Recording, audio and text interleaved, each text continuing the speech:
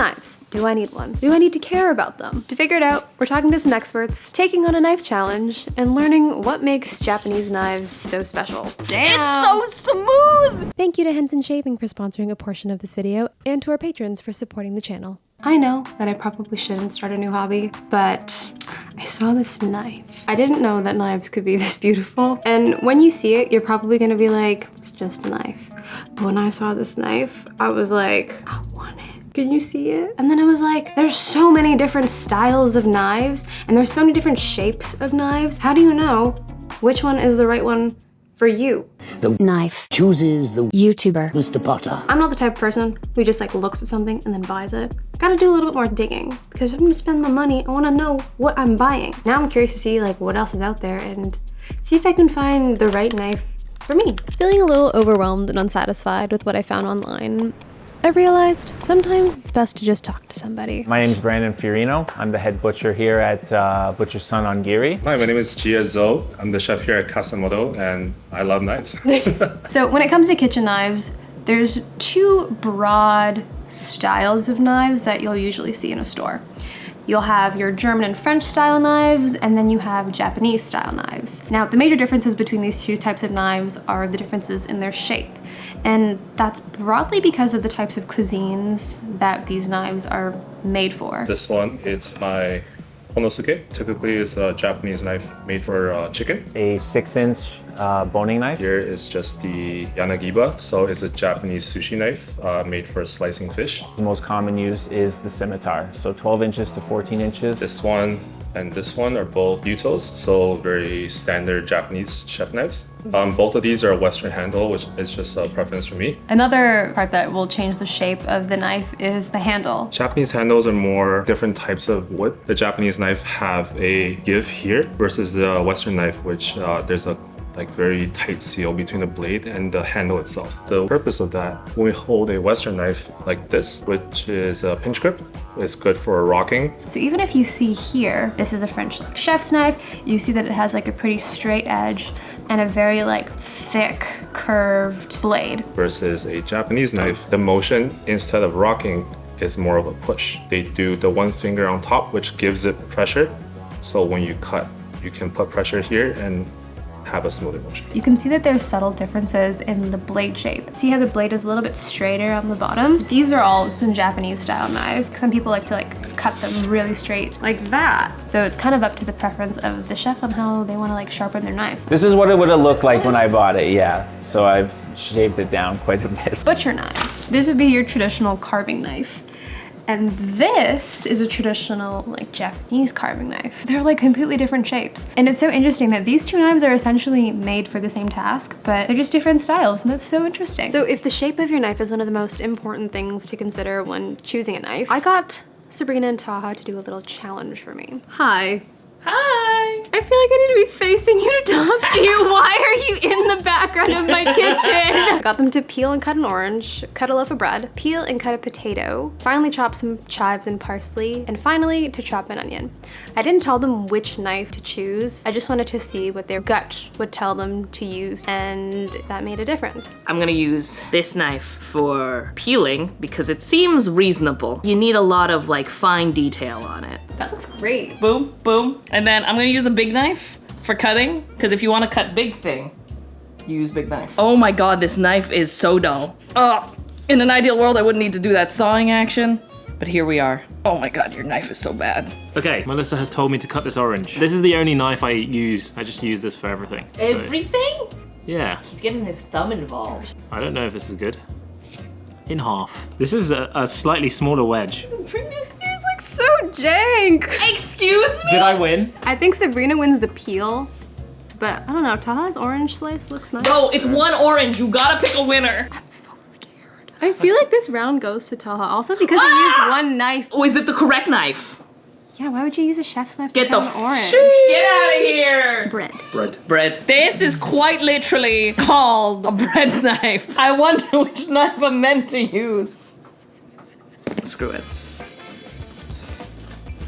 It's the moment of truth. Seems pretty good. Shit! I will be using the bread knife. Oh, so you aren't gonna use that one knife that you always use. Whenever I go to Subway, they cut it like this. So I'm gonna do that. Do the split. Wow. I mean, Taha's is straighter. Son of a... You're gonna peel the potato and then cut it into French fries. This knife feels kind of dull. So like when I'm cutting with it, I feel like I need to get more skin. Like I can't make as thin of a cut. You could tell how I was being really careful on this side, and it's like, it's a really rounded edge. And then I got lazy and it's just, I'm taking off entire like sweeping gestures. It is my turn to peel a potato. Whoa, he's actually kind of good at it. Yo, that's smooth. What do you think of his technique? Honestly, 10 out of 10. Oh my gosh! Let's go. It's rigged. I thought he was gonna lose. I thought he was gonna be bad at everything. He's methodical. It's like whittling a potato. Oh my Look god, at my Taha's peel. is so much better. Damn. It's so smooth. That's gorgeous. Taha wins. We don't know yet. You just need to show me your best 3 French fries. My best 3? Okay. These are my submission potatoes. I will be using the only knife I use at home, which is this one. I have to kind of figure out how to do this because I've never cut French fries. This one is good, but the shape of it gets bad. So what if I just like... All right, these are looking pretty on. French fry-like. I will say, Sabrina's are perfectly straight compared to this jank. Let's cut some onions. I am bad at this. I guess you peel it. Like it's a Christmas gift. Well, you just peel it like this, no? He's still peeling the onion. Oh, there's so much Oh, onion no. being pulled out. Oh no. The way that it sounds like the knife is taking a bite out of the onion. I feel like that's diced. I put that in a salsa. I want everyone to know I know how to cut onions. Do I know how to peel onions? Apparently not. But I have done that my whole So wait, life your whole life you've just peeled it? with my hands. That seems like too much work. And then I'll just go like, oh my god, this knife. I don't like that because I did cut this in half the wrong way. gonna say. I regretted that immediately. I started cutting it and I was like, oh no, I messed up. I'm going to salvage it. It's just gonna be less efficient. I'm just trying to maximize the use of the tiny little rings. They're so fine. I'm crying so much. Yours are definitely better. They both look good. Can I call it a tie on this one? Or do I have to Bro, Yeah, you can call it a tie. no. You can absolutely call it a tie. Bro, I need this Upon win. further I need this win. discussion, Sabrina wins. Final round. Oh dear. Herbs. It's time for my first time ever cutting herbs. Can you name the herb? Leaf and shoot. I will be using the only knife I know. My trusty knife. I feel like you can just cut these. Like. The sound. Can you see it? Imagine watching The Bear and the kitchen scenes are. I mean, do you use the big knife? This feels like madness. This feels doable. I think it's actually less a critique on Taha and more a critique on your knives that he has to go. Yeah. That's me. All right, roll them up together so it feels like they're just one concrete single structure. Use the big knife. This feels really scary. I should be able to cut it without like doing a lot of like slicing, but I feel like in the process I'm kind of like smushing the leaf instead of like slicing the leaf. There we go. Up to you, Melissa. Judge. Taha.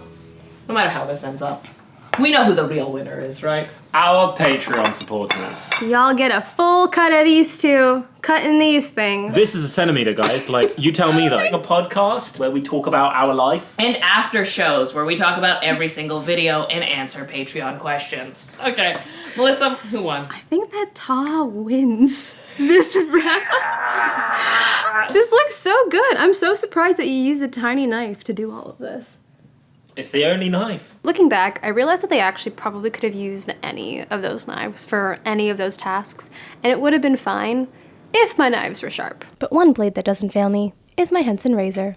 They're a family-run Canadian company that had their start manufacturing parts for the Mars rover and the International Space Station. Then in 2020 pivoted to making these. If you're wondering why I'm shaving a Kiwi, it's because I will not be putting my leg on the internet. The one thing about these razors that I really appreciate is that you just need to buy one handle, and then all you gotta do is replace the blades, and they're so cheap. Like, you don't even have to go to Henson to buy blades from them. You can just go to the drugstore and pick up a pack of blades because they'll just fit. So over time, you're saving so much money, and it's more sustainable because you just have one handle. These blades are completely plastic-free and they're cost-effective. And one of the reasons that they work so well is because of how the blade is designed.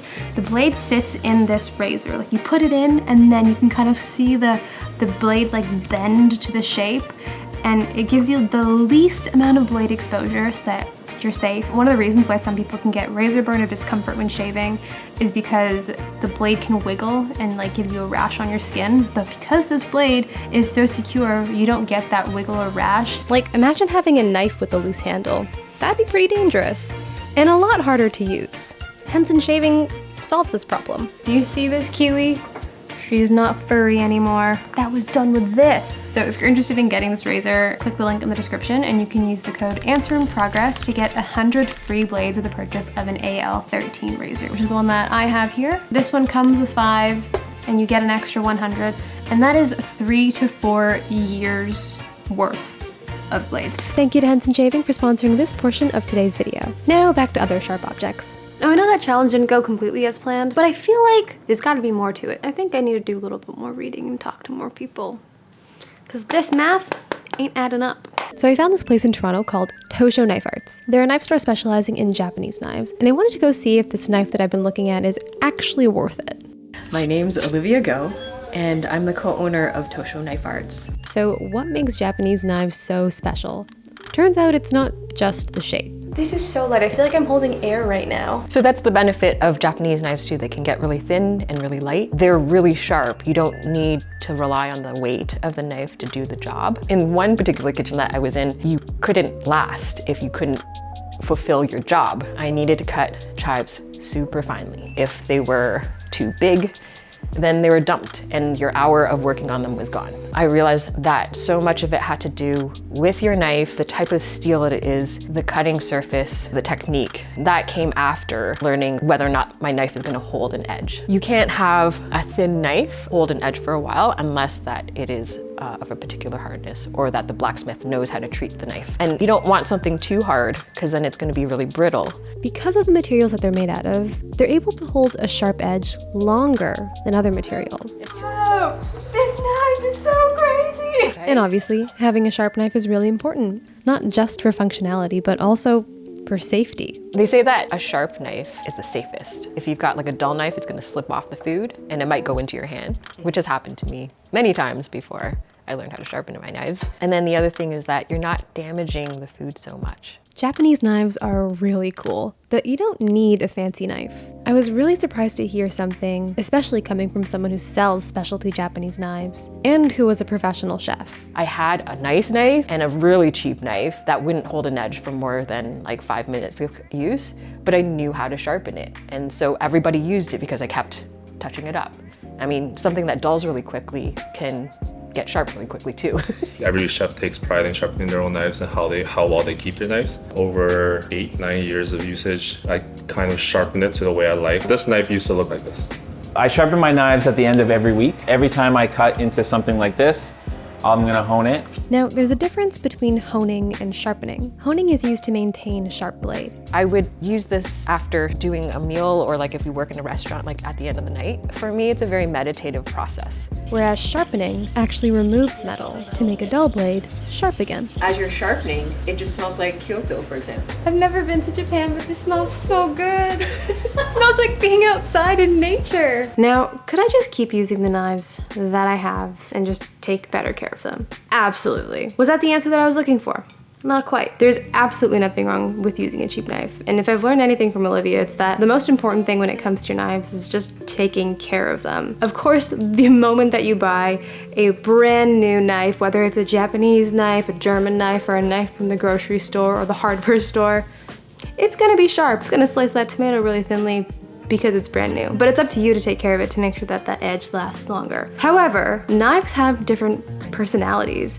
It's not just the shape of the blade, the look of the handle, but there's stories behind these knives because they can last so long if you take care of them. Say you look at a brand new knife and you're like, okay, this is how it looks.